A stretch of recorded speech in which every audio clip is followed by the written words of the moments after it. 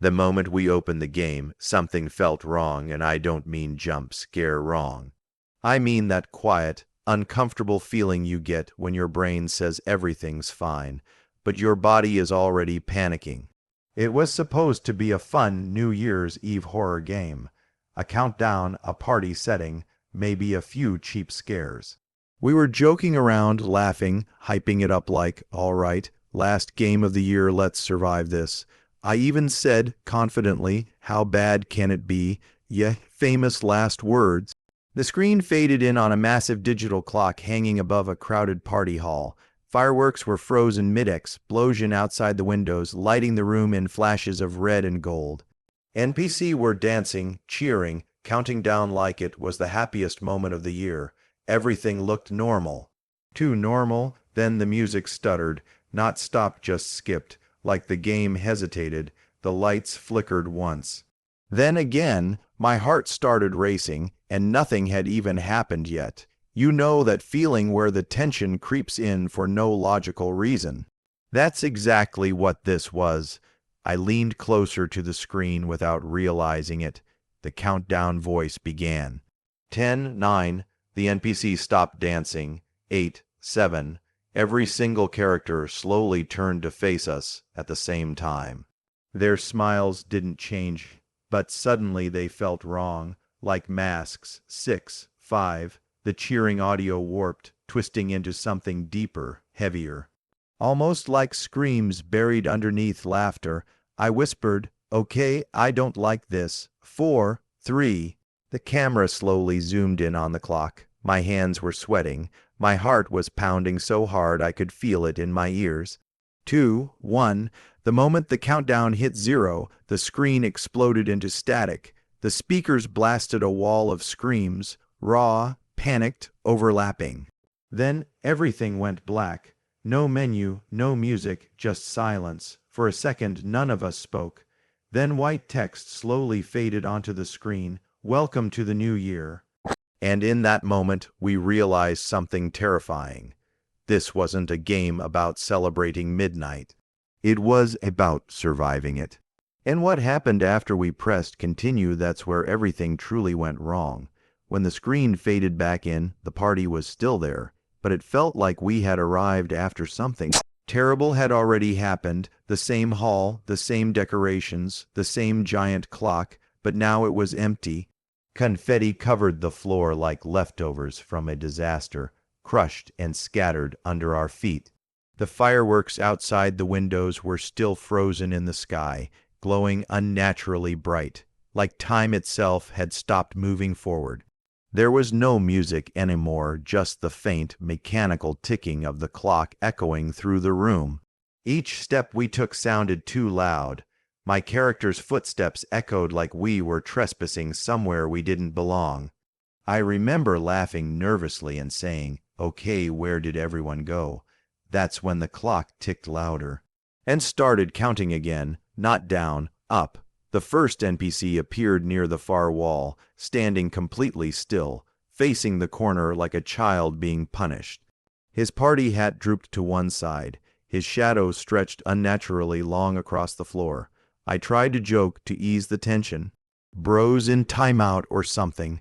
The second I laughed, his head snapped around. No animation, no warning. Just instant movement. The room went silent. His face was wrong. The smile was too wide, frozen in place, and his eyes looked empty, like he wasn't really seeing us. He didn't attack. He didn't even move closer. He just whispered, softly enough that we had to lean in to hear it. "You stayed past midnight." The lights flickered. Another NPC appeared behind us, then another near the clock. Each one whispered something different. "You should have gone home. This year isn't for you. Not everyone makes it through." My heart was racing now. The jokes stopped. This didn't feel random. It felt targeted, like the game was talking to us, not our characters. We backed toward the exit. The door vanished. The clock began ticking faster, louder, each second hitting like a hammer. The NPCs whispers grew into screams, low at first, then layered, overlapping, filling the room until it felt unbearable. The screen flashed red, a message burned into the screen, story 1 complete. Before we could process it, another message appeared, prepare for the next, and that's when it hit us. We weren't just playing a horror game, we were being forced through horror stories, and the next one was already loading. The next scene didn't fade in gently. It dropped us, no music, no transition, just instant silence and a narrow hallway stretching farther than it should have.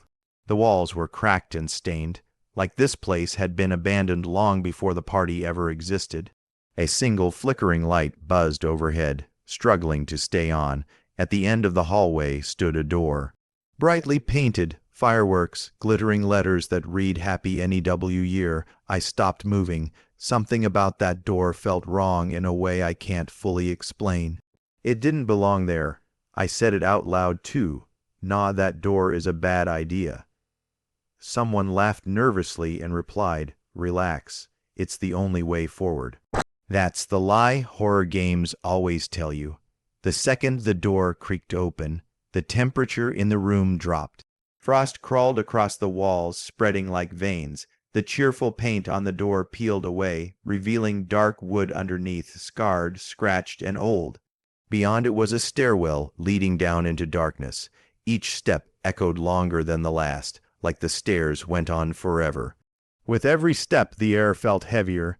Then we heard it, breathing, slow, deep, right below us. The clock appeared again, floating above the stairwell. 30 seconds. As we descended, messages appeared scratched into the walls, carved so deep it looked like someone used their nails. You were warned, time doesn't reset, ID only takes. My heart was pounding. I could feel my pulse in my hands. Halfway down, the breathing stopped. That silence was worse than the sound. At the bottom, we entered a room filled with mirrors. Dozens of them, all facing inward. Each mirror reflected us, but not perfectly. Every reflection lagged behind, copying our movements a second too late. Then one reflection smiled. I didn't. The clock hit 0. All the mirrors shattered at once, plunging the room into total darkness. Glass echoed like rain hitting the floor. A voice whispered directly into our headphones. That door was mercy. The screen faded to black. And as the next story loaded, I realized something terrifying. The game wasn't punishing us for failing. It was punishing us for continuing. The next area loaded so quietly that at first we thought the game had frozen. No music, no ambient noise, nothing. Then the image sharpened, and we found ourselves standing in the middle of a massive city square. Skyscrapers towered over us, their windows glowing faintly in the dark. Above, fireworks were suspended in the sky, frozen mid, burst like a photograph that refused to finish loading. And surrounding us were people, thousands of NPC packed shoulder to shoulder, filling every street, every corner of the square. They were dressed for celebration, party hats, scarves, glowing glasses, but none of them moved, not a single breath. Not a blink, I whispered. There's no way they're all harmless. The clock appeared again, hovering above the square. 1 minute, the moment the timer started, the air changed. A low hum filled the space, almost too quiet to notice. Then came the whispers, soft at first, disconnected, like a crowd talking under their breath. Then I heard my name. Not my character's name, mine. My stomach dropped. My heart started racing so hard it felt like it was trying to escape my chest. I stopped moving. The whispers spread, overlapping, growing louder. Different voices, different tones. Some curious, some angry, some laughing. All of them repeating our usernames over and over, like they were tasting the words. 30 seconds. The NPCs' heads began to tilt, slowly, mechanically, one by one, until every face was pointed directly at us. Their expressions didn't change, but now those smiles felt hungry. 10 seconds. One NPC took a step forward. Then another. At 5 seconds, the entire crowd started walking toward us. I yelled, "Run!" We sprinted through the narrow gap between them as the whispers exploded into screams. The ground shook, the camera rattled violently. It was chaos, pure, overwhelming noise and movement. Someone tripped. Before we could turn back, hands reached out from the crowd, grabbing their character, pulling them under. Their scream cut off instantly, like someone hit mute. The clock hit 0, everything stopped. The square fell silent again, frozen like nothing had happened. Then red text filled the screen. Not everyone gets a new year. I just stared, breathing hard, hands shaking. And in that moment, we all understood something awful. The game wasn't trying to scare us anymore. It was deciding who stayed behind. After surviving the screaming crowd, the next area loaded instantly, without warning, without a fade in. The screen went black for a second, and when it cleared, we were inside a small, dark room. The only source of light was a flickering old television in the corner. Static hummed softly, filling the silence like it belonged there.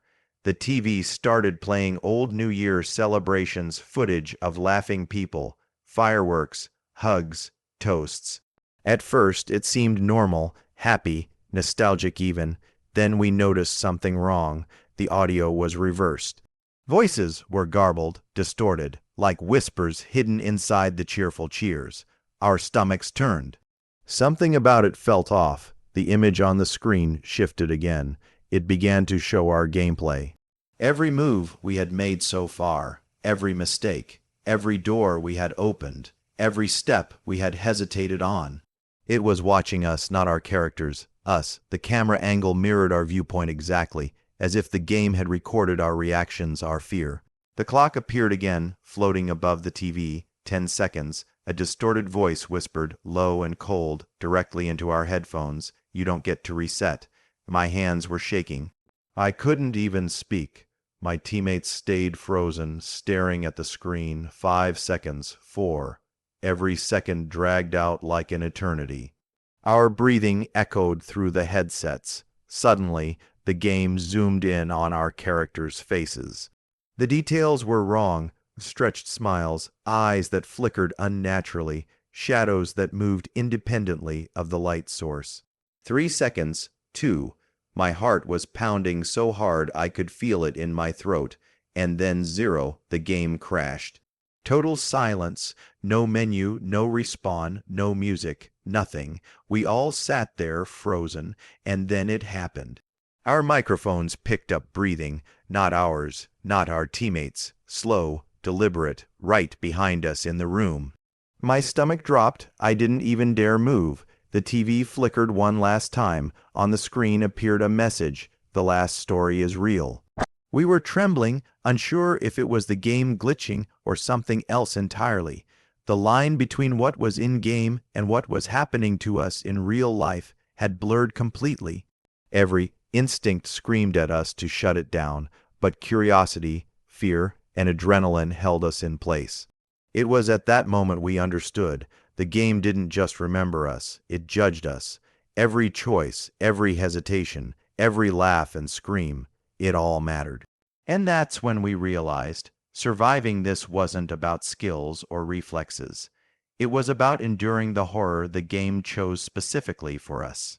We were trapped in stories that were designed to break us. And the final story hadn't even fully begun yet. By the time the final story ended, or what we thought was the final story, we were exhausted. Every nerve in my body was on edge, my heart pounding like a drum in a silent room. My teammates were pale, staring at the screen as if it might suddenly leap out and grab us. We had survived 9 stories of pure terror, each one escalating faster, closer, and more personal than the last. And yet, even now, the fear lingered like smoke, clinging to our skin and crawling up our spine. I leaned back in my chair, trying to shake off the tension. My voice trembled as I finally said, "Safe to say we're never opening that game at night again." Everyone laughed nervously. It wasn't really humor. It was the kind of laugh you make when you're too scared to cry. But there's a part of me that can't let it go. Every time I close my eyes, I see those frozen fireworks, the mirrored room, and the screaming crowd. The way the game seemed to know exactly what would make us panic. Every tiny detail we missed, every mistake we made, it's like the game was alive, waiting for us to slip. I can't tell if that's what made it so terrifying or if we just wanted to believe it was. Either way, one thing is certain, we survived, but we weren't the same. Each story left a mark, a memory that feels too vivid to be imaginary, and honestly, I don't think I want to try surviving it again to see if it's really over. So here's my advice. If you ever find a game that counts down to midnight, think twice.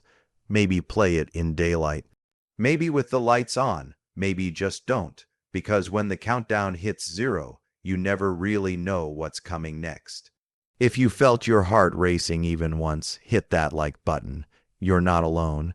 And if you want more horror gaming nights that probably shouldn't be survived, subscribe. Trust me, we'll be back, probably, and remember, when the clock strikes midnight, don't just watch. Listen, feel, and maybe, just maybe, make sure you're not alone, because some screams aren't in the game. They're right behind you. Safe to say, the new year may have started, but the horror hasn't ended.